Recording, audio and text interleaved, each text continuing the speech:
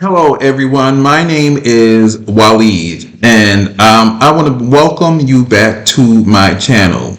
I want to thank you once again for taking a little bit of your time to spend some time with me. And as you know, I do own a pest control company here in New York called A-List Exterminator, one of the most popular and highly rated pest control companies on Google. And you know that I love sharing videos with you that are pest control related. And today I want to kind of explore this video with you. It's a video that kind of takes a look at why people are so creeped out by bugs. So let's take a look at this video. As usual, I'm going to give you my opinions and thoughts on the topic as the video unfolds in front of us. So let's take a look at this video together.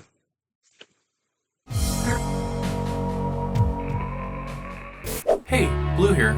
I found this stick outside, and though it probably belonged to a tree, it looks like it could be an antenna that belonged to a rather large insect.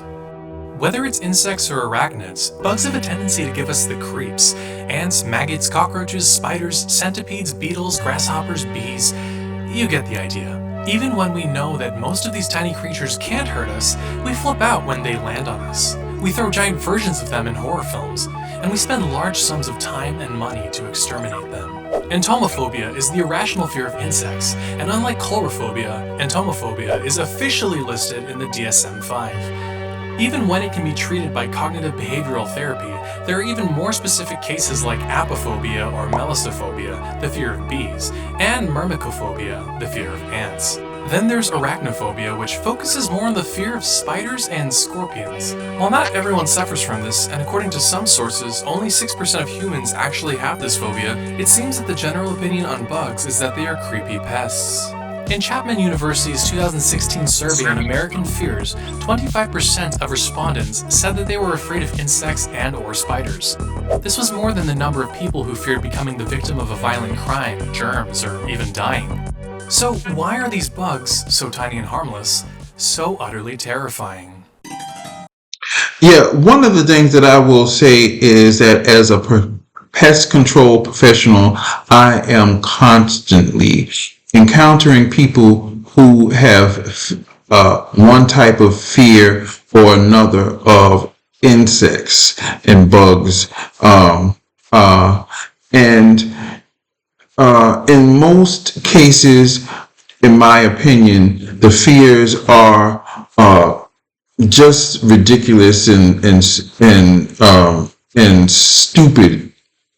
Even in some cases, I can understand why people would be afraid of bugs, especially in situations where there are bugs that can actually injure us. Bite. Bugs that can bite, bugs that can sting, like bees and wasps, centipedes, certain spiders that can bite and even have poisons. In those situations, I can understand the fear, but in other situations, the fear of the bugs is so stupid and ridiculous and uncalled for. I've seen people who were afraid of roaches. I don't like roaches, and they're disgusting, but to have a paralyzing fear of a roach, I've never heard of anyone ever being injured by a roach or bitten by a roach or ending up in the hospital as the result of an encounter with a roach. It just doesn't make sense. Flies, flies are harmless. Typical house ants are harmless, but there are people who have extreme paralyzing fears of ants. I can understand in certain places where you might have fire ants that deliver stinging, burning bites or itchy bites. I can understand that. But in most cases, house ants are pretty harmless, and if they crawl on your skin, they might tickle your skin, but no one's ever been injured by like house ants or leaf ants or carpenter ants, but people have this unrealistic fear of certain bugs, and it doesn't make sense. It does make sense again if it's a situation where the insect can harm us, but in most cases, a lot of these insects don't.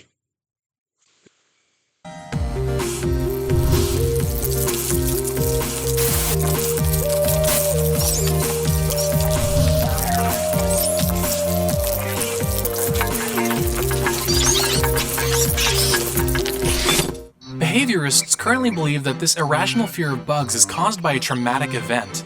Some scientists believe that humans are naturally born with two very distinct phobias, large sounds and the sensation of falling. They're related to our natural instinct of fight or flight. It's proposed that what we fear afterwards is the result of nurture. In other words, our experiences after birth teach us to fear new things. Scientists believe this has something to do with how our brains develop into organizing memories. After the age of 6, we start to store 10% of our experiences into our conscious mind, while the other 90% goes into our subconscious.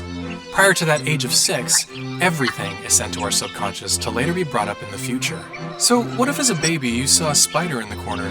Naturally, we'd expect you to not think anything of it, having no experience with it prior. Then suddenly an adult comes along and yells at you not to go near it, pulls you away from it, or kills it. In your subconscious baby mind, this new experience will become a folder called Spider. And within that folder, this memory will be filed, associating spider with danger. Perhaps in the future, when you see a spider again, your brain will access this information in your subconscious and instinctively give you a sense of danger based on that memory. Perhaps this phobia will have developed to any similar looking creatures on the planet with more than 4 limbs.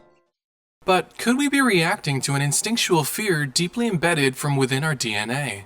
In an interview, Dr. Jeffrey Lockwood, the author of The Infested Mind, Why Humans Loathe, Fear, and Love Insects, said that people both react with fear and disgust in response to bugs first, due to evolution. While bugs are mostly harmless, some of them do bite or sting. Evolution does still have a role in our instinctive negative reaction to bugs. The Zika epidemic in 2016 served to remind us that bugs can carry devastating diseases. Some scientists believe that our fear of these creepy critters is an overly cautious but hardwired form of self-preservation. Monkeys will jump in alarm at the sight of a wiggling rope, even if they've never yet encountered a snake.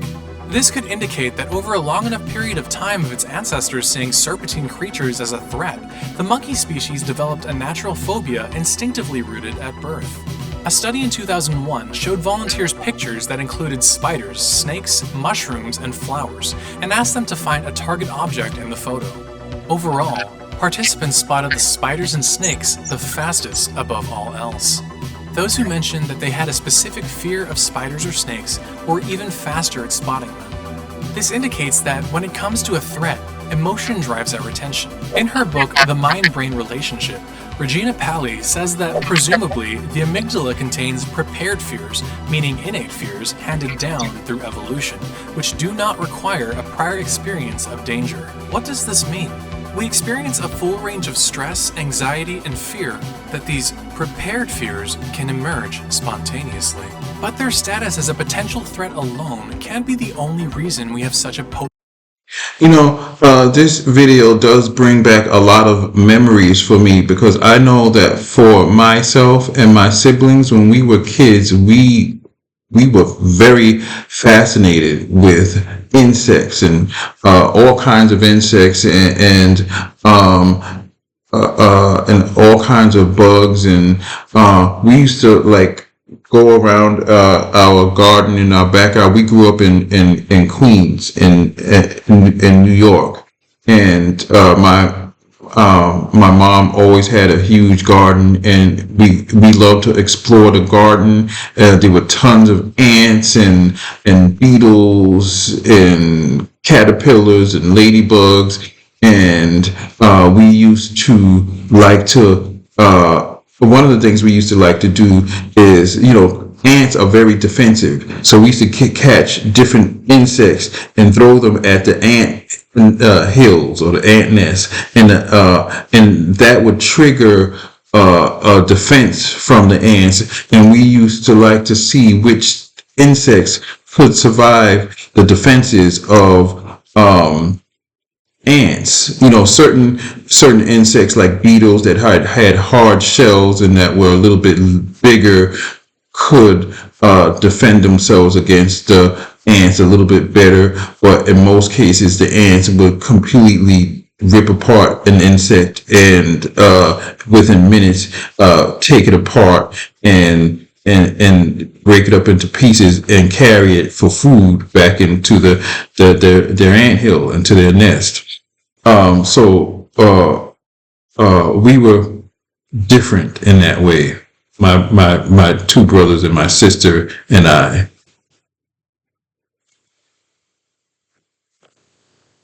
Potent Negative reactions. Our feelings of fear against bugs are tightly mixed with equal feelings of disgust. Lions, tigers, and bears are, for instance, incredibly dangerous animals to us in the wild, and though we'd run away from them just the same, we still use them in our cartoons and children's movies, turning them into cute and cuddly versions of themselves. So why is this not so much the case for bugs? It has to do with something called the rejection response. What's worse than biting into an apple and finding a worm? Biting into an apple and finding half of a worm. It's the overwhelming feeling that you need to get this thing away from you immediately, like right now. But this response also has its roots in biology. Just like fear, it's a mechanism designed to keep us safe. We've learned that the presence of insects usually means that something isn't safe to eat or even touch, and over the eons, we've grown to associate bugs with the threat of sickness itself. Another reason for our fear of bugs could just be that they simply look weird. Their physical forms are so vastly different from our own, with exoskeletons, too many legs, too many eyes, the jittery way that they move. They're the closest known creatures on the planet to monsters and aliens, and they're very real. Or perhaps it's their tendency to be rather invasive. These days, we generally fancy clean and hygienic living spaces. It gives us a sense of control and direction in our lives. The invasion of bugs in that living space might serve as a subliminal yet powerful reminder of how much we're not in control. Or perhaps their sheer numbers alone stir something deep within our fears. The Jungian psychologist James Hillman has argued that a swarm of bugs threatens our fondly cherished human notions of individuality and independence. They indicate the insignificance of us individuals. But again, what if our fear goes deeper still? What if there's yet another reason for our fear of bugs, locked much deeper than our modern-day experiences in the furthest? Another thing that we used to do as children, my siblings and I, my brothers and I, my sister didn't partake in. My sister did partake in a lot of our bug activities. But one activity that we used to partake in that would drive my mother absolutely crazy every year is every year in the spring. My brothers and I would go to, there was a particular park in Queens, New York called Baisley Park. And Baisley Park had a huge pond. And we used to go to this pond every spring, and we used to love to catch tadpoles. And we would catch these tadpoles and we would bring them home and we would put the tadpoles in our fish tank. And we loved to watch the tadpoles go from being a tadpole and slowly develop into a frog. Their bodies would change. Hind legs would start to emerge. Eventually, the front legs would emerge. Over time, the little tail that they would swim with would disappear. And when they became frogs, we would take them and we would go back to the Baisley Park and release them back into the pond as frogs. And that was a tradition that my brothers and I had for many years as children, and we loved it. And it used to drive my mother crazy, but over time she got used to that little routine, and she expected to see the tadpoles in the springtime, and she knew that once the tadpoles became frogs, that we were going to take the tadpoles back to Baisley Park and release them again. Most ancient regions of our DNA. If that were the case, then the question we must ask is, what could have our ancestors possibly experienced for us to fear bugs on such a potent and powerful level? The origin of life on our planet starts with the origin of water. While its origins still aren't understood, some astronomers speculate that water originated on Earth when it was hit by comets and asteroids made of ice. It wasn't until about 4.6 billion years ago that the first single-celled organisms began to develop from that water. In that time, life began to develop, and 500 million years ago, land life began to flourish. We don't know very much about the life forms that dominated the planet back then, but we can presume the conditions for survival were a lot harsher. We often liken the world of insects to that of an alien world, and it's not hard to see why. The appearance of pretty much every bug on the planet when brought to scale is absolutely eluding. What if our ancestors fought and feared giant predators whose descendants would later go on to become what we know today as bugs? About 350 million years ago, giant bugs once roamed the planet. It's said that in prehistoric planet Earth, the higher levels of oxygen, 50% greater to be exact, allowed for what today we would consider life-size bugs. Fossils show that huge cockroaches and giant dragonflies the size of large birds once existed, and it was only until the evolutionary introduction of birds that they began to decrease in size. However, hominids or great apes really only developed about 15 to 20 million years ago. And if that's true, our simian ancestors couldn't have shared the same planet with these giant bugs, and it's highly unlikely we'd find evidence to support this idea. But is it possible that far back enough, an ancestor of our ancestors had contact with a larger alien insect-like creature?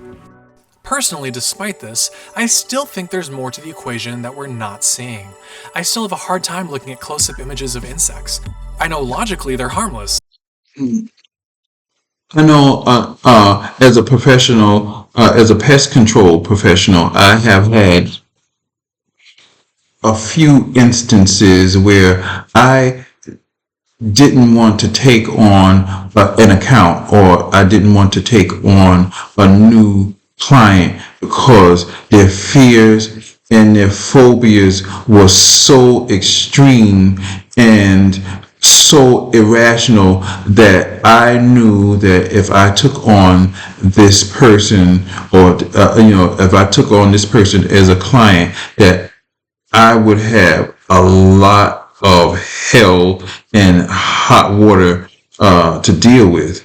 And taking on a client that has a whole bunch of psychological issues and they're fucked up in their head, and they act irrationally, and if they see something in the middle of the night, they'll pick up the phone and call you at 3 a.m. Hey, I need help. And I can't deal with that kind of a situation. I can't deal with that kind of a person. There is a reasonable amount of expected fears and expected reactions to bugs that is reasonable to me. But there is a point when it just becomes so insane that I will tell a person, listen, I'm sorry, but I'll make up some excuse. I don't have anyone available to help you. I just can't deal with those nutcases, and that's what I call them, because they're so extreme and their fears are so irrational, and they are very problematic, and I don't want to deal with that kind of situation. But the potent and primal fear is still there, welling up inside me, and I know I can't be the only one. But what do you think? Is it an extreme form of disgust based on their exaggerated facial and bodily structures and the way they move? Is it that they are indicative of disease or death? Or is it something deeper, embedded in our evolutionary history? Share your thoughts below, and let's get this conversation going. I do believe a lot of our fears come from not knowing, and I think it's kind of natural to fear the unknown, and there are a lot of insects out there that people just don't know anything about. So if you encounter certain insects that you don't know anything about, I think it's natural and even wise to have a certain amount of fear and respect for that particular insect and to avoid it. But the fears of other insects that are common and that are around us every day really doesn't make any sense to me. Follow me on Twitter and Facebook at BlueLava6 to stay up to date. All right, so that brings us to the end of this video. Again, I want to thank you for taking a little bit of your time to spend some time with me. Thank you for watching this video to the end. I hope that you will like and subscribe, and I hope that you will visit my channel and view other videos. Thank you so much. Take care.